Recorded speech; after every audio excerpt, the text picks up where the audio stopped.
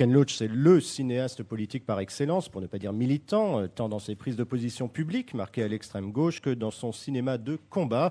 Il se situe résolument du côté des miséreux, des dominés et de ceux qui luttent contre le système, souvent avec talent, parfois sans trop de subtilité, tant le didactisme et l'instrumentalisation de ses personnages ne sont jamais loin chez lui. C'est le cas de Moi, Daniel Blake, un de ses moins bons films qui lui vaut pourtant sa seconde Palme d'Or, 10 ans tout juste, vous l'avez dit, après Le vent se lève. Le film raconte un calvaire, celui d'un brave gars et excellent menuisier, le cœur sur la main, que des problèmes cardiaques justement plongent dans l'enfer administratif de l'aide sociale britannique. On ne peut qu'approuver cette dénonciation de l'attitude délibérément cruelle, selon Loach, consistant à maintenir les gens dans la pauvreté et à les culpabiliser pour cela. Malheureusement, ce film édifiant est d'une telle faiblesse dans ses moyens, tant scénaristiques que de mise en scène, si grossier dans la construction univoque de ses personnages, qu'on ne voit comme explication à cette inattendue Palme d'Or que celle d'un jury désuni qui, comme cela arrive trop souvent, s'est rassemblé sur le plus petit dénominateur commun, un humanisme confortable mais sans beaucoup de cinéma.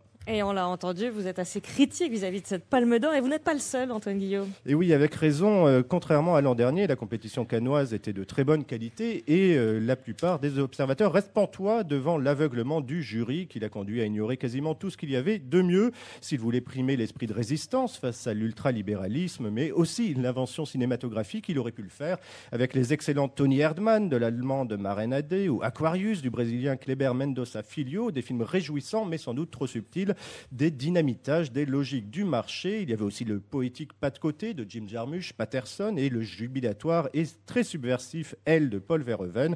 Pour paraphraser Ken Loach, un autre palmarès était possible.